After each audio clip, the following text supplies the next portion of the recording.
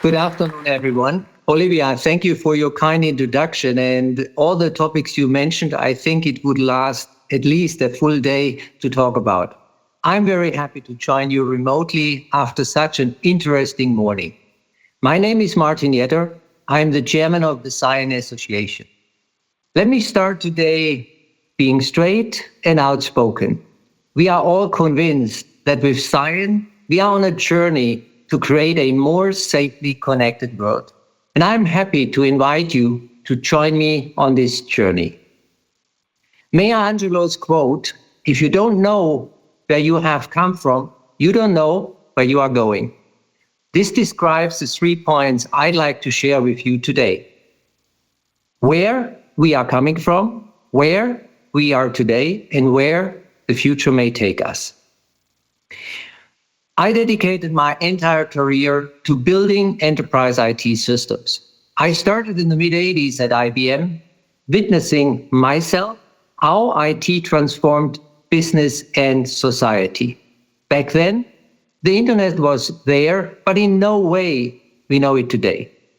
The number of connected devices was in the thousands. Only a few education institutions and supercomputing centers were connected, like ARPANET in the late 60s or NSFNet beginning 1985. Big innovation started from university labs and the defense sector. But it took several decades before becoming something that benefited everyone. In 1980s and in the 90s, it was email that first changed how businesses communicated with each other. Messages at once took days, could be delivered in seconds, and at almost no cost. Unsurprisingly, every company jumped on board. At IBM, we supported this wave from the beginning with connected mainframe products for enterprise communication. When it started, you could only communicate with the same or within the same company. Then as the internet expanded, it became possible to send messages across organizations. Adoption was explosive. In 1997, there were only 10 million email users. By 2008, the number had skyrocketed to 1.3 billion.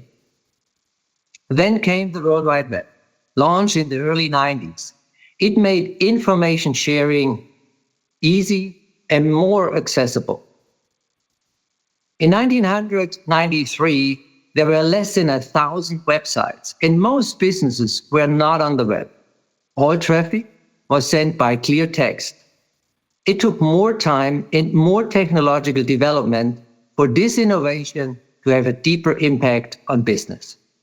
For example, let's think about what it took for businesses to start doing commercial transactions over the internet. Legend says that in 1972 on ARPANET, the first sale of a computer network was concluded. Fun fact, it wasn't books or music, but marijuana, sold by Stanford students to their colleagues at MIT. And I repeat, legend says. So not a typical business transaction, I would say. But what did it take to go from the businesses to selling transactions over the internet? It was a prerequisite to find a way to encrypt data. So we had to wait for SSL encryption 20 years until the first e-commerce website could come to life. It was also necessary for the underlying technology to become secure and trustworthy before businesses and people could rely on it for doing actual business. Since then, e-commerce sustained continuous growth. Today, around 20% of retail sales happen online, and some markets, like China, are even ahead with 26%, which means that this growth will continue. Besides B2C and B2B, e-commerce also has been experiencing mass adoption with a very special impulse given since COVID-19 in 2020. In 2022, McKinsey reported that e-commerce now was having an impact on 1/3 of all selling transactions. And as we increase the dependency on digitized supply chains, some topics gain importance. Their security, their resiliency, and their availability are becoming key to our economy. I remember firsthand, ladies and gentlemen, the global Pentia ransomware attack, which brought Maersk global shipping to a halt. IBM was involved in restoring the processes and the business and the service of thousands of servers worldwide. As the global economy relies increasingly on tightly integrated and real-time supply chains, it is crucial that the IT infrastructure supporting it stays secure and reliable. More recently, collaboration tools, video conferences, cloud became mainstream almost overnight during COVID-19. Nearly 70% of the workforce in advanced economies worked remotely at least once per week. Almost every industry had to adapt to remote work. And suddenly the boundaries of the traditional enterprise IT completely dissolved. Work no more happened only inside secure company networks. Anyone could connect from anywhere and very often on devices the company didn't even own. The pandemic also accelerated most enterprises' digital transformation plans. Processes became much more digital and automated. The timing of this shift was fundamental to set the stage for the next revolution, artificial intelligence. Its promise is to further streamline processes while reducing human intervention and, of course, cost. So today, many enterprises are making massive investments in artificial intelligence. But the real test will come very soon, and the real test will be return on investment. And what aspect of AI will be the deal breaker when it comes to return on investment? One more time, security, safety, reliability, trust. The trends of e-commerce, automation, and digitization, ladies and gentlemen, aren't slowing down. They are only accelerating. In B2B, especially, adoption in Europe and the United States is still just scratching the surface. At the same time, businesses are more interconnected than ever, not only through IT, but across entire supply chains. Economies are no longer standalone.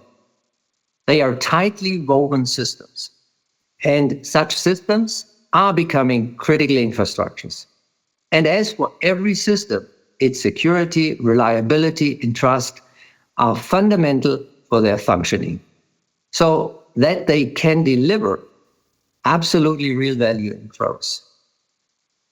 Now, I'd like to invite you to think about the lifeblood of all of this. It's data. Global data creation is projected to reach 175 zettabytes by 2025, so this year. A zettabyte offers space for 2 billion 4K videos, and more than 60% of corporate data is now stored in the cloud. And the arteries that carry and provide access to this data are our networks. So where are we now, and what does it mean when it comes to SCION? Despite decades of innovation, we are building ecosystems that are either based on fragile internet technology from the 1980s, or we keep our critical infrastructures on expensive, isolated leased lines. So the question is, can we do better? Oh, absolutely yes. I truly believe that with SCION, we can offer a specialized connectivity solution. SCION provides more security and safety thanks to a reduced attack surface while enabling data optionality for various data paths. Meaning, at the end of the day, users have a choice.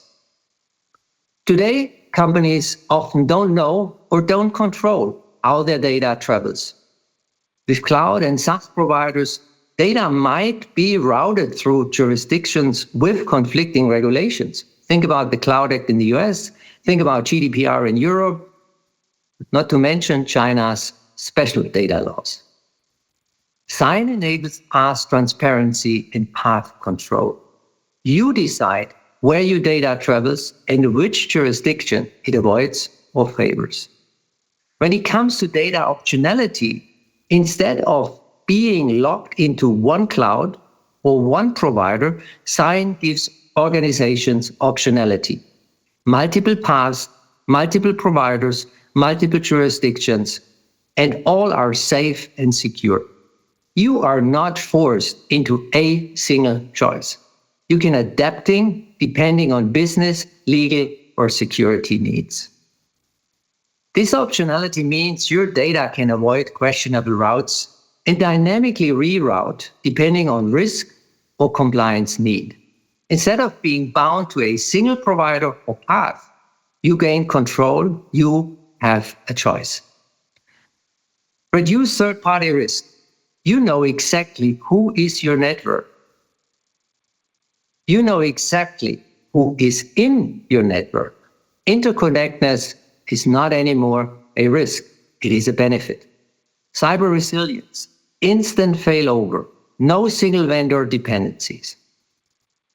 It's been a very long time since SCION was only associated with its origin, finance. The Secure Finance Network, which works with SCION today, connects more than 300 global banks and secures transactions worth 200 billion Swiss franc per day.